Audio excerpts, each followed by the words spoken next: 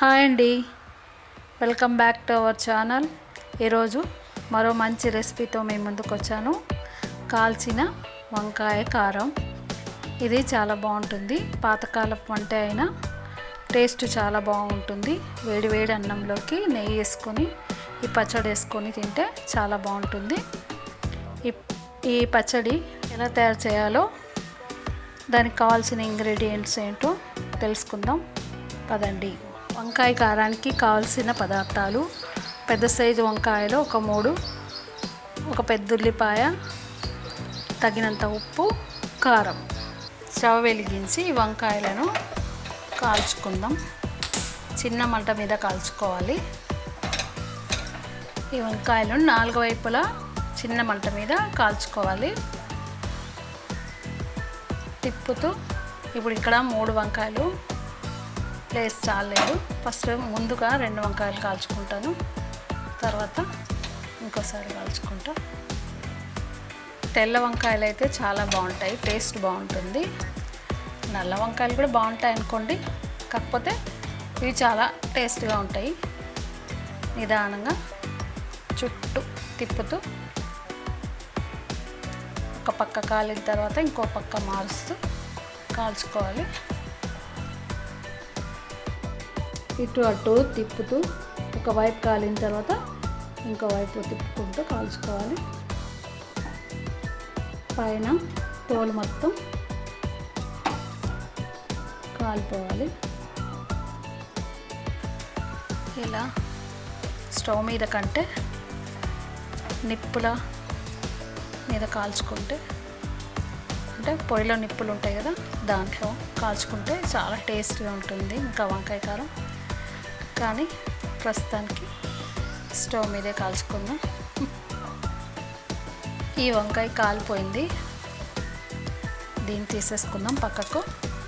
ఇంకో వంకాయ ఉంది కదా, దాన్ని పెట్టుకొని కాల్చుకుందాం. దీన్ని కూడా ఇంకా కాలాలి. ఈ 3వ వంకాయ కూడా కాలిపోయింది, దీన్ని కూడా పక్కకు తీసేసుకొని స్టవ్ బంద్ చేసుకుందాం. వంకాయలను నీళ్ళల్లో ఉంచుకొని పైన తొక్క మొత్తం తీసుకోవాలి. చల్లని నీళ్ళలో ఉంచుకోవడం వల్ల తొక్క ఈజీగా వచ్చేస్తుంది. ఈ తీసిన వంకాయలు పక్కన ప్లేట్లో ఉంచుకుందాం.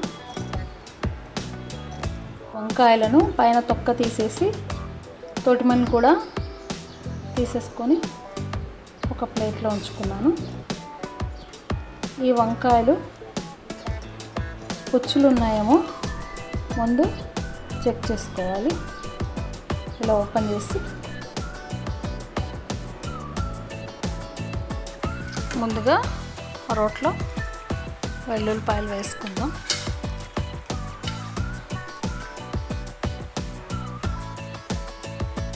వీటిని కచ్చా పచ్చగా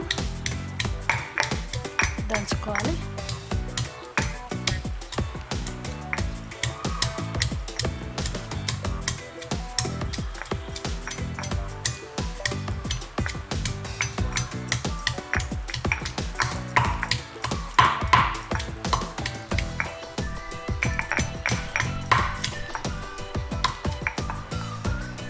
ఇప్పుడు ఉప్పు, కారం తగినంత వేసుకుందాం.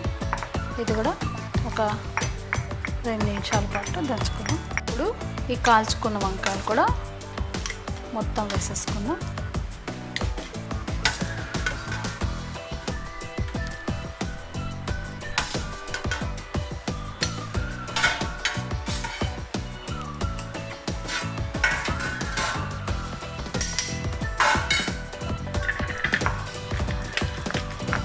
ఇది కూడా వేసి పచ్చగా దంచుకుందాం.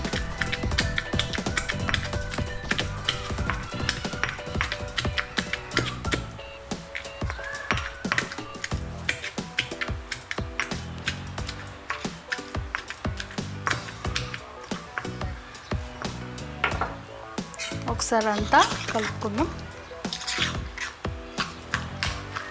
ఇలా స్పూన్తోనే స్మాష్ చేసుకోవాలి. ఇలా దంచుకున్న కారంలోకి కాల్చిన వంకాయలు కూడా వేసి ఇట్లా కచ్చా పచ్చగా దంచుకోవాలి. తర్వాత ఒక స్పూన్తో ఇలా అంతా కలియబెట్టుకోవాలి. అంటే ఉప్పు కారం బాగా కలుస్తుంది. ఇది ఒక ప్లేట్లోకి, ఒక బౌల్లోకి తీసుకోవాలి. ఈ రెసిపీ మీకు నచ్చినట్లయితే లైక్ చేయండి, షేర్ చేయండి మరియు కమెంట్ చేయండి. Thank you for watching. Bye bye.